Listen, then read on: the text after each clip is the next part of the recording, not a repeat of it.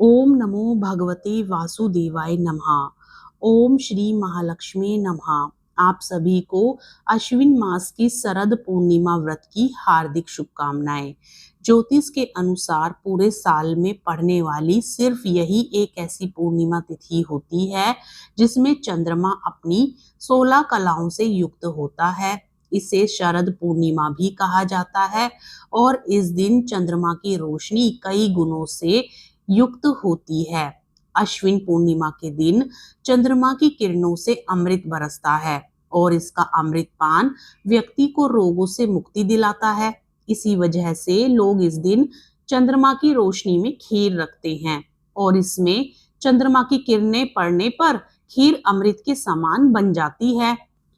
इस दिन के व्रत को अश्विन पूर्णिमा व्रत के साथ कोजागर व्रत और कौमुदी व्रत भी माना जाता है। इस दिन एक व्रत कथा का पाठ समस्त पापों से मुक्ति के द्वार खोलता है। आइए पूर्ण श्रद्धा भाव के साथ प्रेम पूर्वक इस कथा का रसपान करते हैं। अश्विन पूर्णिमा की एक पौराणिक कथा के अनुसार प्राचीन काल में एक साहूकार था। उसकी दो बेटियां महीने में आने वाली प्रत्येक पूर्णिमा तिथि को व्रत किया करती थी। इन दोनों बेटियों में बड़ी बेटी हर पूर्णिमा का व्रत पूरे विधि विधान से करती थी, लेकिन छोटी बेटी व्रत के सभी नियमों का ठीक से पालन नहीं करती थी।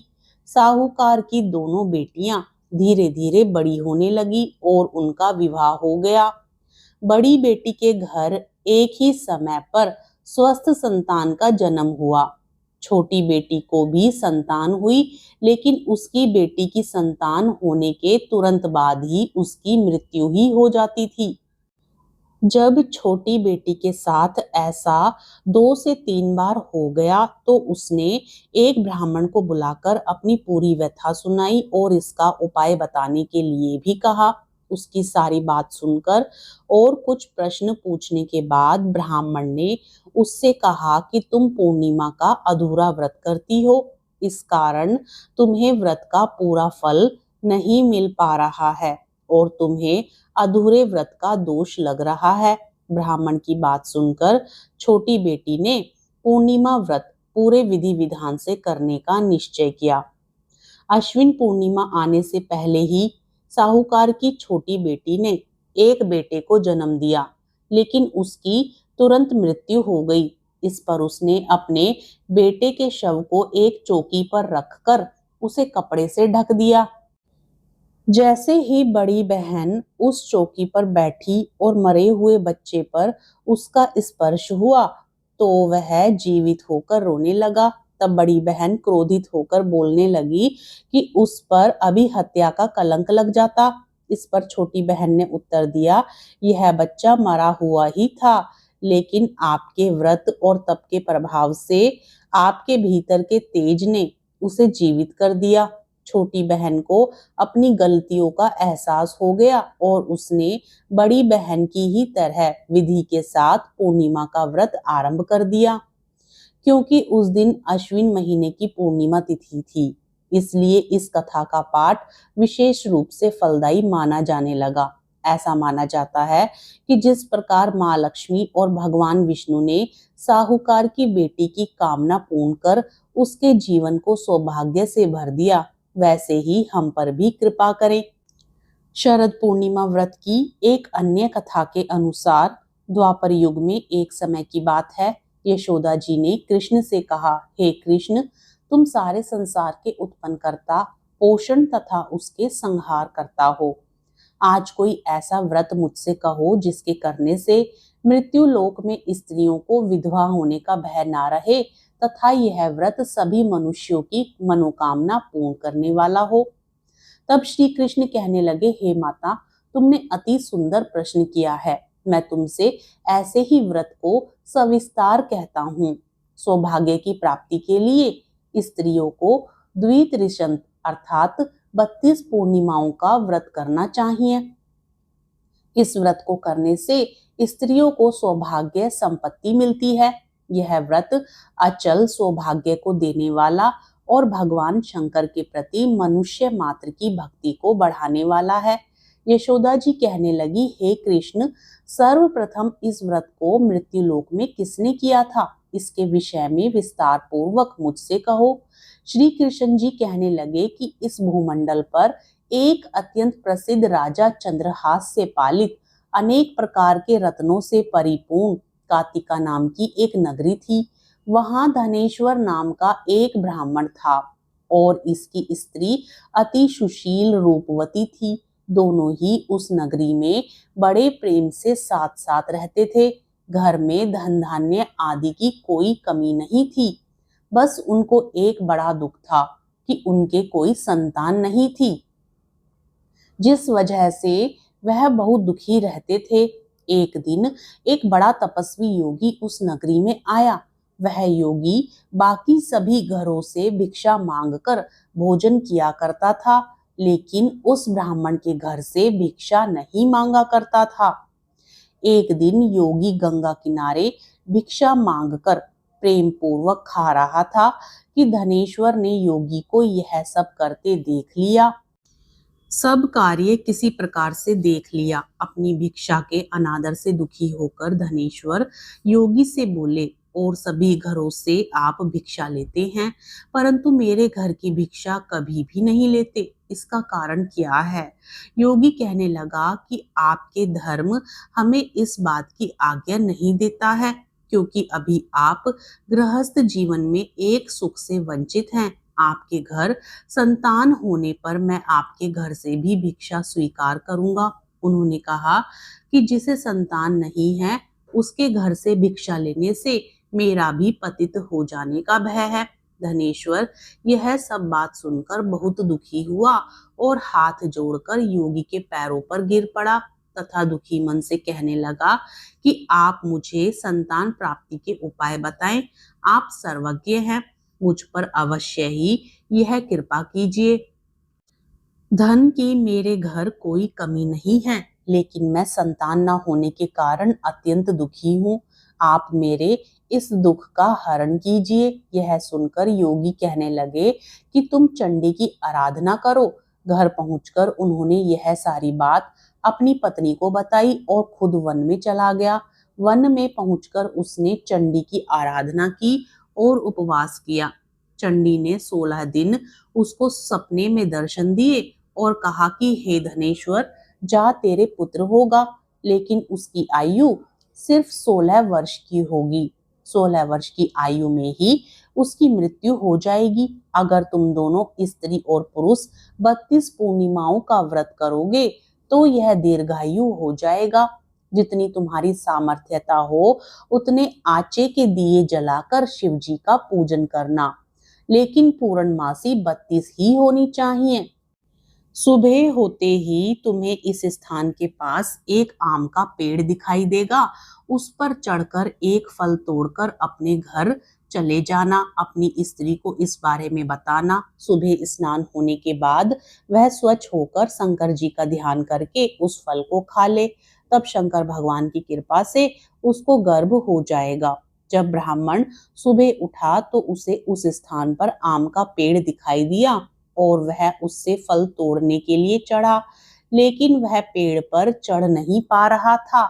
यह देखकर उसे बड़ी चिंता हुई। उसने भगवान गणेश की उपासना की और कहा, हे दयानिधे, अपने भक्तों के विघ्नों का नाश करके उनके मंगल कार्य को करने वाले, दुष्ट का नाश करने वाले, रिद्धि सिद्धि देने वाले, आप मुझे इतना बल दें कि मैं अपनी मनोकामना पूरी कर सकूं। इसके बाद वह पेड़ से फल तोड़कर अपनी पत्नी के पास पहुंचा। उसकी पत्नी ने अपने पति के कहे अनुसार इस फल को खा लिया और वह गर्भवती हो गई। देवी की कृपा से उसे बहुत सुंदर पुत्र पैदा हुआ। उसका नाम उन्होंने देवी दास रखा। माता पिता के हर्ष और शोक के साथ वह बालक बढ़ने लगा। भगवान की कृपा से बालक बहुत ही सुंदर था, सुशील और पढ़ाई लिखाई में भी बहुत ही निपुण था। दुर्गा जी की कथा अनुसार उसकी माता से 32 पूर्णमासी का व्रत रखा। जैसे ही 16वां वर्ष लगा, दोनों पति पत्नी बहुत दुखी हुए। कहीं उनके पुत्र की मृत्यु ना हो जाए। उन्होंने सोचा कि अगर उनके सामने यह सब हुआ तो वह कैसे देख पाएंगे। तभी उन्होंने देवीदास के मामा को बुलाया और 1 वर्ष के लिए देवीदास को काशी में पढ़ने के लिए भेज दिया। 1 वर्ष के बाद उसे वापस लेकर आ जाना। देवीदास अपने मामा के साथ एक घोड़े पर सवार होकर चल दिया। उसके मामा को यह बात मालूम नहीं थी। उधर दोनों पति पत्नी ने 32 पूर्णमासी का व्रत पूरा कर लिया। दूसरी तरफ मामा और भांजा दोनों रात गुजारने के लिए रास्ते में एक गांव में रुके। उस दिन गांव में ब्राह्मण की कन्या का विवाह होने वाला था। जिस धर्मशाला में वर और बाराती के बाकी लोग रुके हुए थे, उसी धर्मशाला में देवीदास और उसका मामा ठहर गए। उधर कन्या को तेल आदि चढ़ने के बाद जब लगन का समय आया तो वर की तबीयत खराब हो गई। वर के पिता ने अपने परिवार वालों से विचार विमर्श करके कहा कि यह देवीदास मेरे पुत्र जैसा ही है, मैं इसके साथ लगन करा दूं और बाद में बाकी सारे काम मेरे बेटे के साथ पूरे हो जाएंगे। ऐसा कहने के बाद वर के पिता देवीदास को मांगने के लिए उसके मामा के पास गए और उन्हें सारी बात बताई। मामा ने कहा कि कन्यादान में जो भी कुछ मिलेगा वो हमें दे दिया जाए। वर के पिता ने बात स्वीकार कर ली। इसके बाद देवीदास का विवाह कन्या के साथ संपन्न हो गया। इसके बाद वह अपनी पत्नी के साथ भोजन ना कर सका और मन में विचार करने लगा कि न जाने यह किसकी पत्नी होगी। यह सोचकर उसकी आंखों में आंसू आ गए। तब वधू ने पूछा कि क्या बात है, आप उदास क्यों हैं? तब उसने सारी बातें पत्नी को बता दी। तब कन्या कहने लगी, यह ब्रह्म विवाद के विपरीत है। आप ही मेरे पति हैं, मैं आपकी पत्नी रहूंगी, किसी अन्य की कभी नहीं। तब देवीदास ने कहा, ऐसा मत करिए, क्योंकि मेरी आयु बहुत कम है, मेरे बाद आपका क्या होगा। लेकिन उसकी पत्नी नहीं मानी और बोली, स्वामी आप भोजन कीजिए। दोनों रात में सोने के लिए चले गए। सुबह देवीदास ने पत्नी को 4 नगों से जड़ी एक अंगूठी दी और एक रुमाल दिया और बोला कि हे प्रिय, इसे लो और संकेत समझकर स्थिर चित्त हो जाओ। मेरे मरण और जीवन जानने के लिए एक पुष्प वाटिका बना लो, उसमें सुगंधी वाली एक नवमल्लिका लगा लो, उसको प्रतिदिन जल से सींचा करें और आनंद के साथ खेलो कूदो। जिस समय और जिस दिन मेरा प्राणांत होगा उस दिन यह फूल सूख जाएंगे।